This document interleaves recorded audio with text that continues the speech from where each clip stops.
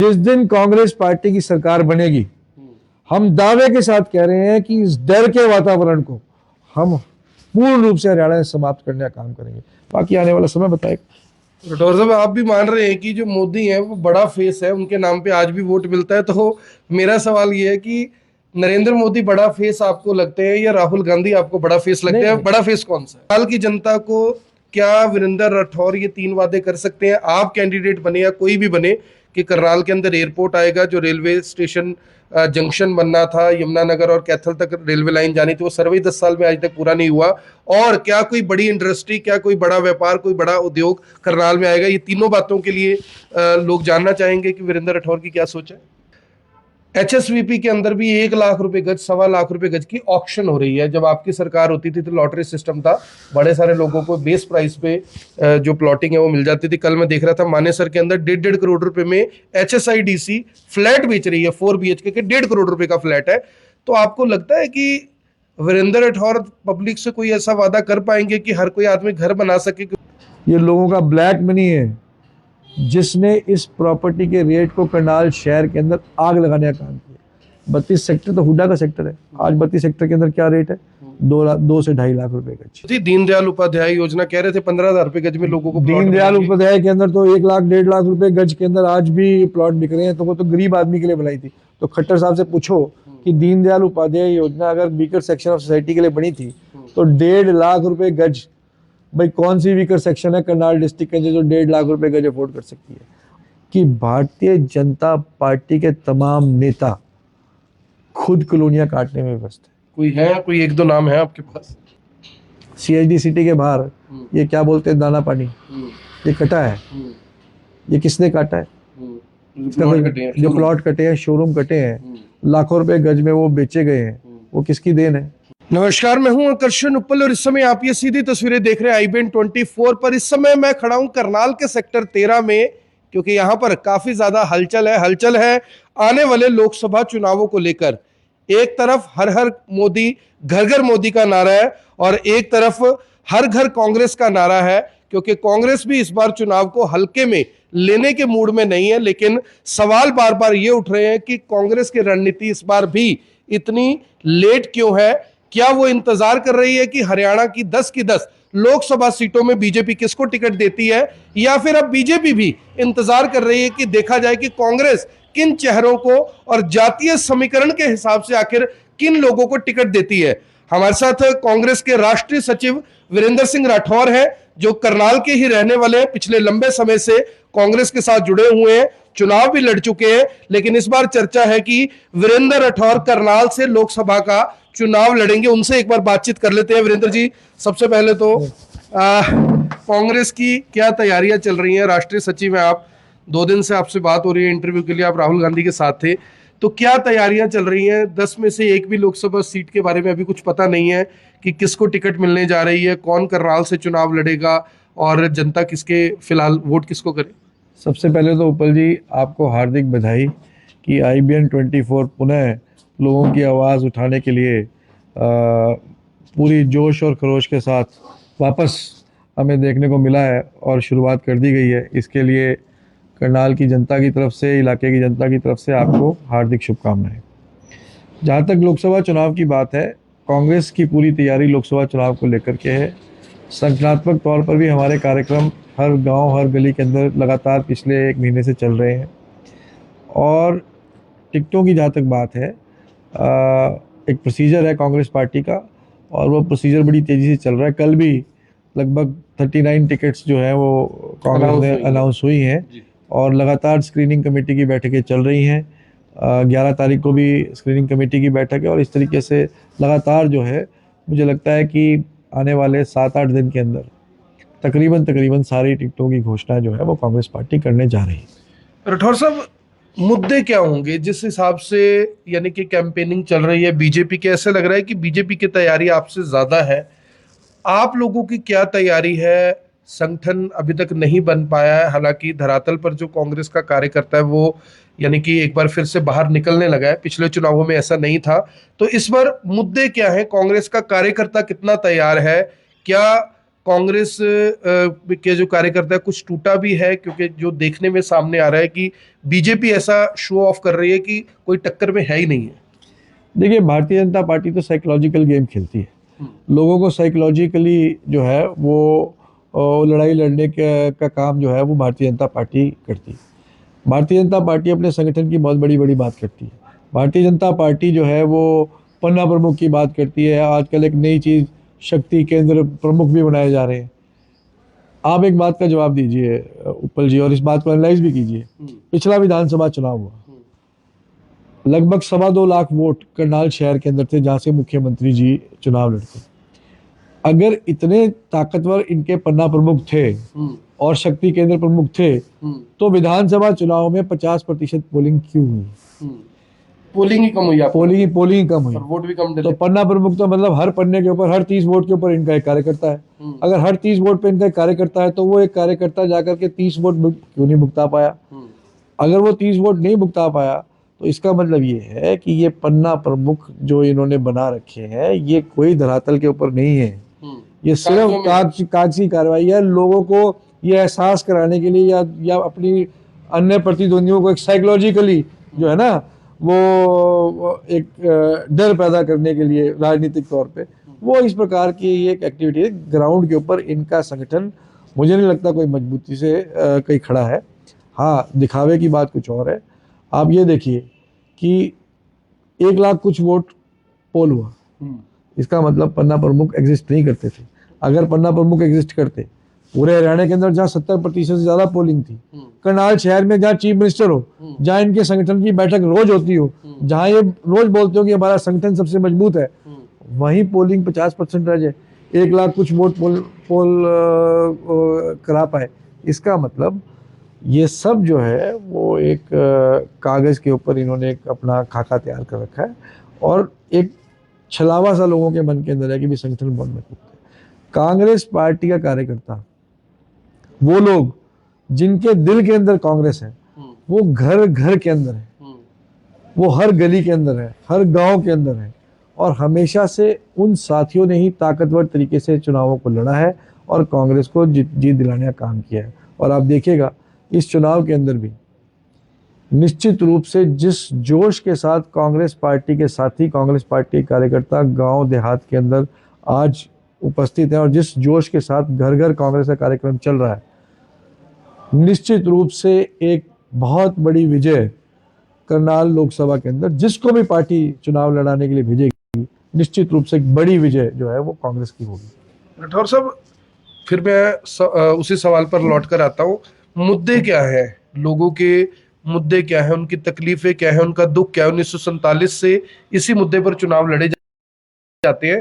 तो प्राइमा साई अगर देखा जाए तो वीरेंद्र राठौर, क्योंकि मैं आपको सोशल मीडिया पर भी फॉलो करता हूँ, देखता रहता हूँ, आप पीछे काफी विधानसभा में, शादियों में या सुख दुख में लोगों के जाते रहते हैं। मुद्दे क्या है लोगों के? देखिए उपल साहब, एक तरफ तो राष्ट्रीय मुद्दे होते हैं, पर उनसे भी ज्यादा जरूरी मुद्दे जो मैंने अपने राजनीतिक जीवन में देखे हैं वो है कि लोगों के बीच में रहना, लोगों की समस्याओं के साथ राजनीतिक लोगों का जुड़ाव हमेशा हमेशा होते रहना, वो सबसे इंपॉर्टेंट मुद्दा होता है। और पिछले 10 वर्षों में आप देखेंगे भारतीय जनता पार्टी हमेशा से ऐसे कैंडिडेट्स को चुनाव लड़ाने का काम करती है जो चुनाव लड़ने के बाद, भारतीय जनता पार्टी के नाम पर वोट लेने के बाद जनता से गायब है।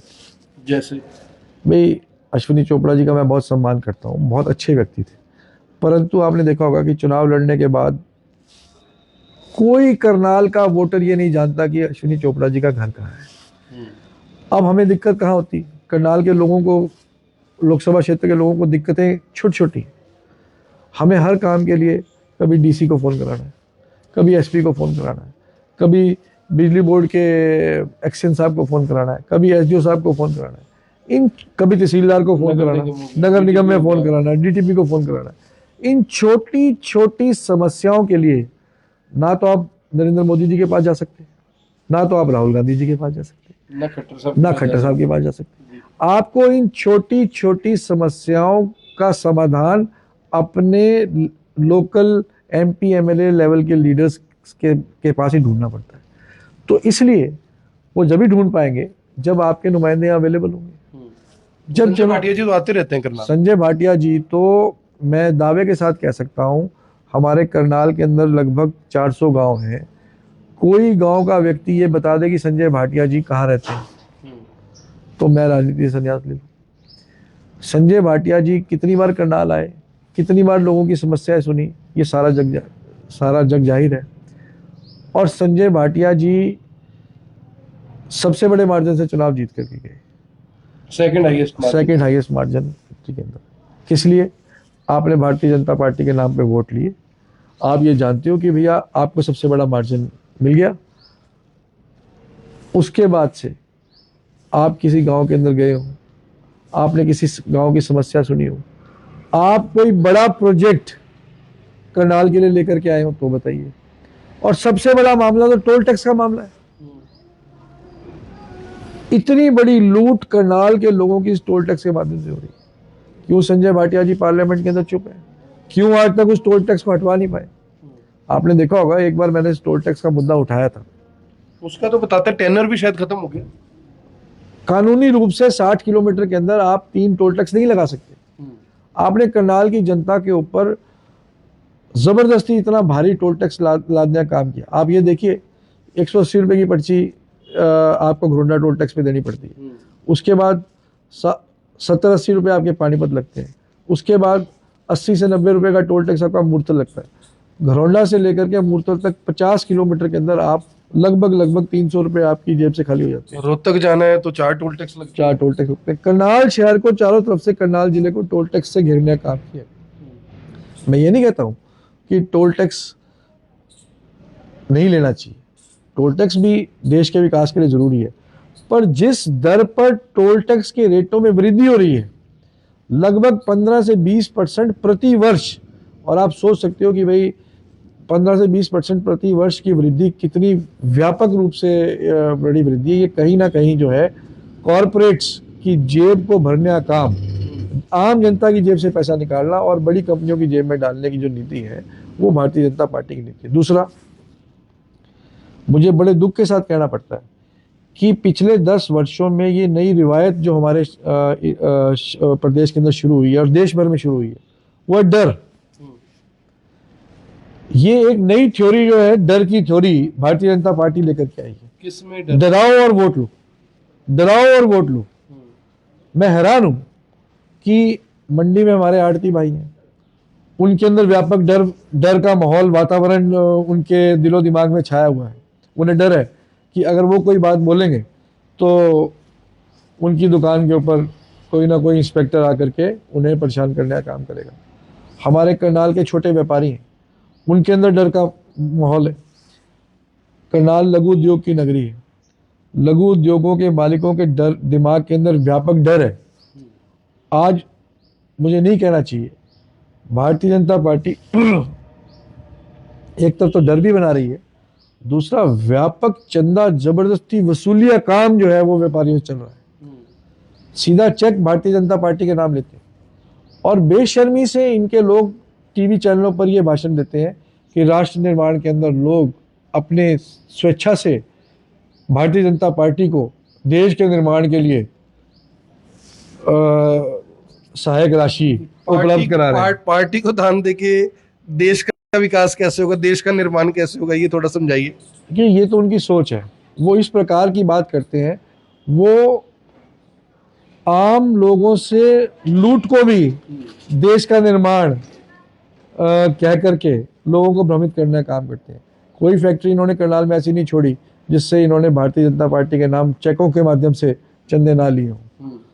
तो मैं तो ये करनाल की जनता को विश्वास दिलाना चाह रहा हूं कि जिस दिन कांग्रेस पार्टी की सरकार बनेगी, हम दावे के साथ कह रहे हैं कि इस डर के वातावरण को हम पूर्ण रूप से हरियाणा में समाप्त करने का काम करेंगे। मैं आड़ती भाइयों से अपील करता हूं, बगैर डर के आप लोग अपने व्यापार को बढ़ाओ, किसान की जेब को मजबूत करने का काम करो। मेरे करनाल के व्यापारी भाइयों को मैं कहना चाहता हूँ कि आप निश्चित होकर के ताकतवर तरीके से अपने व्यापार को आगे बढ़ाएं। जो डर का वातावरण भारतीय जनता पार्टी ने खड़ा किया है, उस वातावरण को हम पूर्ण रूप से समाप्त करने का काम करेंगे। राठौर साहब, मेरे 2 बड़े सवाल हैं। करनाल में आज तक वो जो करनाल जंक्शन बनना था, कैथल यमुनानगर की लाइन निकलनी थी, उसका कुछ अता पता नहीं है। 10 साल होने वाले हैं। करनाल के अंदर एयरपोर्ट बनना था, उसका कुछ अता पता नहीं है। ज़मीन एक्वायर हो गई है, ये कर दिया, वो कर दिया, फलाना कर दिया, ढिमकाना कर दिया है। करनाल की जनता को क्या वीरेंद्र राठौर ये 3 वादे कर सकते हैं, आप कैंडिडेट बने या कोई भी बने, कि करनाल के अंदर एयरपोर्ट आएगा, जो रेलवे स्टेशन जंक्शन बनना था, यमुनानगर और कैथल तक रेलवे लाइन जानी थी, वो सर्वे 10 साल में आज तक पूरा नहीं हुआ। और क्या कोई बड़ी इंडस्ट्री, क्या कोई बड़ा व्यापार, कोई बड़ा उद्योग करनाल में आएगा? ये तीनों बातों के लिए लोग जानना चाहेंगे कि वीरेंद्र राठौर की क्या सोच है। देखिए, मेरी सोच बड़ी क्लियर है। मैं ये मानता हूँ, मैं देश भर में घूमा हूँ, राजनीतिक तौर पर मैं देश भर में घूमता हूँ। विकास उन्हीं क्षेत्रों में हो पाता है जो क्षेत्र अपने लोकल नुमाइंदों को चुनने का काम करते हैं। जब जब पॉलिटिकल टूरिज्म का मतलब है बाहर से आए हुए राजनीतिक पर्यटकों को इलाके के लोग जगह देने का काम करते हैं, तो इलाके की डेवलपमेंट में वो पिछड़ापन आना शुरू हो जाता है। भावनात्मक रूप से वही व्यक्ति जो करनाल के साथ जुड़ा हुआ है भावनात्मक रूप से, वही उसका विकास कर सकता है। हमारा बचपन करनाल की गलियों में गुजरा है। हम जानते हैं, हम दिमागी रूप से अपने करनाल को देश के अंदर सबसे आगे लेकर के जाना चाहते हैं। तो हम अगर ताकत में आएंगे तो हम क्यों नहीं करेंगे। पर वो व्यक्ति जिसने करनाल की गलियां नहीं घूमी, जो करनाल के लोगों के साथ नहीं जुड़ा हुआ, जिसका लगाव करनाल के साथ नहीं है, जिसका लगाव सिर्फ इस बात के लिए कि मुझे वोट लेनी है और मुझे एमएलए एमपी बन करके हाउस के अंदर बैठना है, तो वो निश्चित रूप से, और लोग वोट दे रहे हैं, तो वो क्यों डेवलपमेंट करेगा। आज डेवलपमेंट के एजेंडे के ऊपर अगर चुनाव पे बात हो तो भारतीय जनता पार्टी पूर्ण रूप से फेल है। परंतु आप देखिए इनकी नीति आज भी क्या होगी। आज भी वो मोदी जी के नाम पर आएंगे। किसी भी व्यक्ति को वो चुनाव लड़ने के लिए भेजेंगे, उनका प्रचार का माध्यम सिर्फ मोदी है। डेवलपमेंट क्या करनाल के अंदर हुई है, क्या करनाल के लोगों की समस्याओं का समाधान हुआ है, उस मुद्दे पर तो ये चुनाव को आने नहीं देते। पर मैं इस बात को इनको आज भारतीय जनता पार्टी को कहना चाहता हूं कि इस बार हम आपका पूरा घेरा डालेंगे। इस बार हम एक एक सवाल का जवाब मांगेंगे। इस बार हम इस बात को सुनिश्चित करेंगे कि ये जो धोखे की राजनीति आप करनाल की जनता के साथ पिछले 10 वर्षों से कर रहे हो, उस राजनीति के समाप्त होने का समय आ चुका है। लोग अब जागरूक हो चुके हैं। बाकी आने वाला समय बताएगा। राठौर साहब, आप भी मान रहे हैं कि जो मोदी है वो बड़ा फेस है, उनके नाम पे आज भी वोट मिलता है। तो मेरा सवाल ये है कि नरेंद्र मोदी बड़ा फेस आपको लगते हैं या राहुल गांधी आपको बड़ा फेस लगते हैं? बड़ा फेस कौन सा है? नहीं, मैंने ये नहीं कहा कि मोदी बड़ा फेस है। मैंने ये कहा कि पिछले 10 चुनाव में मोदी जी के नाम के ऊपर इन्होंने वोट मांगी, और वोट इसलिए मांगी कि जो वायदे मोदी जी ने किए थे, देश को लगता था कि शायद उन वायदों से देश आगे बढ़ सकता है। परंतु आज 10 साल के बाद भी, चाहे वो 15 लाख रुपए की बात हो, 2 करोड़ नौकरियों की बात हो, किसान भाइयों के एमएसपी की बात हो, या किसान की आमदनी दुगनी करने की बात हो, या मीडियम स्मॉल स्केल इंडस्ट्री को आगे बढ़ाने की बात हो, हर मोर्चे के ऊपर जो है वो मोदी जी के वायदे जो हैं वो पूर्ण रूप से फेल हुए हैं। और अब फिर वो गारंटियों की बात करते हैं। महंगाई आज चरम सीमा के ऊपर है। इन तमाम मुद्दों के ऊपर मोदी जी आज फेल हुए हैं। परंतु अब जब भारतीय जनता पार्टी के लोगों के बीच में जाएंगे तो ये सवाल निश्चित रूप से उठेंगे, लोग भी उठाएंगे और कांग्रेस भी उठाएगी। आखिरी सवाल है राठौर साहब, करनाल के अंदर आज की तारीख में अगर आपने, एक ही सरकारी अथॉरिटी है जो प्लॉट सेल करती है, वो है एचएसवीपी, हरियाणा शहरी विकास प्राधिकरण। एचएसवीपी के अंदर भी 1 लाख रुपए गज, 1.25 लाख रुपए गज की ऑक्शन हो रही है। जब आपकी सरकार होती थी तो लॉटरी सिस्टम था, बड़े सारे लोगों को बेस प्राइस पे जो प्लॉटिंग है वो मिल जाती थी। कल मैं देख रहा था मानेसर के अंदर 1.5 करोड़ रुपए में एचएसआईडीसी फ्लैट बेच रही है, 4 BHK के 1.5 करोड़ रुपए का फ्लैट है।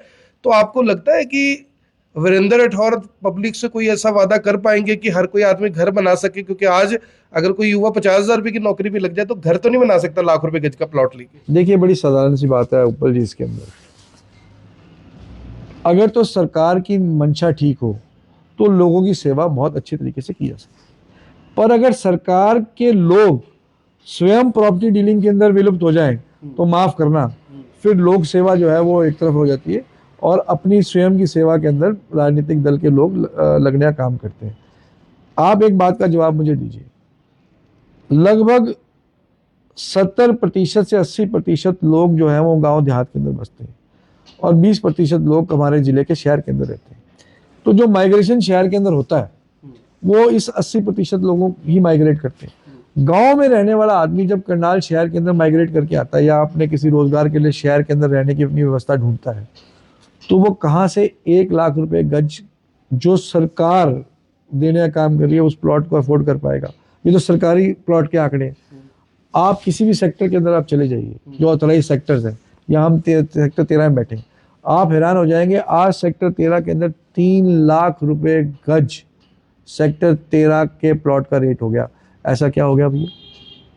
ये लोगों का ब्लैक मनी है जिसने इस प्रॉपर्टी के रेट को करनाल शहर के अंदर आग लगाने का काम किया। 32 सेक्टर तो हुड्डा का सेक्टर है। आज 32 सेक्टर के अंदर क्या रेट है? 2 से 2.5 लाख रुपए गज। सेक्टर 7 में, सेक्टर 8 में, सेक्टर 6 में क्या लगभग 2 लाख रुपए गज से कम तो करनाल शहर के अंदर कहीं पे भी किसी अच्छे सेक्टर में नहीं है। तो 2 लाख रुपए गज के अंदर गरीब मिडिल क्लास का आदमी कैसे प्लॉट खरीदेगा? उसकी मजबूरी बनती है कि वो आसपास की जो अनऑथराइज कॉलोनीज हैं उनके अंदर 10-12 हज़ार रुपए गज के अंदर वो प्लॉट लेने का काम करे। तो सरकार की ये जिम्मेवारी है कि सरकार को जब दिख रहा है कि इतनी पॉपुलेशन शहर के अंदर माइग्रेट करती है, तो सरकार क्यों नहीं पॉलिसी बनाती कि 1-1, 2-2, 3-3 एकड़ स्मॉल जो कॉलोनी काटने वाले लोग हैं उनसे आप चार्ज लेकर के और उनको साथ के साथ रेगुलराइज करने का बनाई तो थी दीनदयाल उपाध्याय योजना, कह रहे थे 15,000 रुपए गज में लोगों को प्लॉट दीनदयाल मिलेंगे। उपाध्याय के अंदर तो 1 लाख 1.5 लाख रुपए गज के अंदर आज भी प्लॉट बिक रहे हैं। तो वो तो गरीब आदमी के लिए बनाई थी। तो खट्टर साहब से पूछो कि दीनदयाल उपाध्याय योजना अगर वीकर सेक्शन ऑफ सोसाइटी के लिए बनी थी तो 1.5 लाख रुपए गज, भाई कौन सी वीकर सेक्शन है करनाल डिस्ट्रिक्ट के अंदर जो 1.5 लाख रुपए गज अफोर्ड कर सकती है? आज भी गरीब आदमी को 7-8 हज़ार रुपए गज, 9 हज़ार रुपए गज, 10 हज़ार रुपए गज भी प्लॉट लेना बहुत मुश्किल का काम है। वो अपनी जीवन भर की मजदूरी की कमाई से प्लॉट लेता है। उसके बाद शर्मनाक तरीके से पीला पंजा चलाने का काम ये सरकार करती है। पीला पंजा सरकार की नाकामयाब नीतियों की वजह से चलता है। अगर सरकार समय रहते सही नीतियों का निर्माण कर ले तो पीला पंजा चलाने की नौबत किसी भी शहर के अंदर नहीं आ सकती। हमने वो बहुत सारे ऐसे शहर भी देखे जिन शहरों के अंदर और स्टेटों में जहां समझदार मुख्यमंत्रियों ने बेहतरीन नीतियों का निर्माण किया है और कम दाम के अंदर लोगों को प्लॉट की व्यवस्था, दायरा भी बढ़ाया शहर का दायरा भी बढ़ा है। परंतु दुर्भाग्य के साथ ये कहना पड़ता है कि भारतीय जनता पार्टी के तमाम नेता खुद कॉलोनियां काटने में व्यस्त है। कोई है, कोई 1-2 नाम है आपके पास? मैं नाम नहीं लेना चाहता जी। पर पूरा शहर जानता है। CHD सिटी के बाहर ये क्या बोलते हैं दाना पानी, ये कटा है। ये किसने काटा है? जो प्लॉट कटे हैं, शोरूम कटे हैं, लाखों रुपए गज में वो बेचे गए हैं, वो किसकी देन है? वो भारतीय जनता पार्टी के बड़े शीर्ष नेताओं की देन है। और भी कटिंग शहर के अंदर जो कॉलोनियां कट रही हैं, गैर कानूनी कॉलोनियां कट रही हैं, किसकी देन है? वो भारतीय जनता पार्टी के नेताओं की देन है। तो इनको तो शर्म आनी चाहिए कि लोक लाज और लोक सेवा इन दोनों शब्दों का मतलब ये भारतीय जनता पार्टी के लोग नहीं समझते। और आने वाले समय में इनको ऐसा जवाब देंगे कि ये लोगों के अंदर ना केवल एक्सपोज होंगे, लोग इनको घर बिठाने का काम आने वाले समय में करेंगे। छोटी सी आवाज़ हमारे एक पॉलिटिकल साथी ने उठाई थी, बदवा जी ने। क्या हुआ? वो कह रहे थे मैं चुनाव लड़ूंगा करनाल से। क्या हुआ? ईडी। अब मुझे तो कहने की जरूरत नहीं है ना। तो ये क्या है? ये डर का वातावरण है ना, ये डर का वातावरण है। कहाँ गए करनाल के लीडर सारे के सारे? क्या करनाल में MLA लड़ने लायक कोई कैंडिडेट नहीं है? सब घर में बैठे हैं ना। क्यों बैठे हैं? डर का वातावरण है। तो इस डर के वातावरण को जमीन के अंदर 50 फुट तक हम गाड़ने का काम आने वाले दिनों में निश्चित रूप से आखिरी करेंगे। 30 सेकंड में करनाल की जनता को कुछ कहना चाहोगे? क्योंकि करनाल लोकसभा में पानीपत भी आता है, पानीपत के लोग भी इस इंटरव्यू को देखेंगे। करनाल और पानीपत के लोगों को 30 सेकंड में वीरेंद्र राठौर क्या बोलेंगे, ये बताएं। मैं करनाल और पानीपत के तमाम लोगों को ये कहना चाहता हूं कि भारतीय जनता पार्टी की छिलावे की नीतियों से बचें। हम लोग आपकी सेवा में 24 घंटे हाजिर हैं और मजबूती से आपकी आवाज़ को उठाएंगे भी, लड़ेंगे भी। हम भारतीय जनता पार्टी के लोगों की तरह पीठ पर गोली खाकर नहीं मरेंगे, हम अपनी छाती पर गोली खा करके शहीद होना पसंद करेंगे, परंतु करनाल और पानीपत के लोगों की आवाज़ को हमेशा हमेशा, चाहे वो कोई हाउस हो, वहाँ बुलंद करने का काम करेंगे। तो धन्यवाद राठौर साहब, आपने बड़े खुले तरीके से अपनी बात को बोला, खासकर बिना डर के बोला। नहीं तो आजकल तो ऑपोजिशन के लीडर भी बोलने से कहीं ना कहीं डरते हैं। तो आपको कितनी बातों में दम लगा वीरेंद्र राठौर की, जो कि संभावित उम्मीदवार हैं? संभावित मैं इसलिए कह रहा हूं क्योंकि कांग्रेस की अभी तक सूची जारी नहीं हुई है, लेकिन चर्चा का बाजार गर्म है कि करनाल से जिन लोगों के नाम गए हैं उनमें वीरेंद्र राठौर भी एक नाम, एक चेहरा है, जो आने वाले समय में करनाल के लोकसभा चुनाव में कांग्रेस का जो उम्मीदवार है वो हो सकते हैं। मेरी आप सभी से अपील, जो भी लोग इस वीडियो को देख रहे हैं इसे साथ के साथ जरूर शेयर करें। अगर आपका कोई सवाल है तो कमेंट बॉक्स में आप जरूर पूछ सकते हैं, क्योंकि मैं भी पत्रकार हूं, बहुत सारे सवाल मुझसे भी छूट गए होंगे। अगर आपके वो सवाल आएंगे तो अगली बार मैं उन सवालों को भी नेताओं से पूछ पाऊंगा। आप देख रहे हैं IBN 24, मैं हूं आकर्षण उप्पल, करनाल से आप सभी के साथ लाइव। धन्यवाद।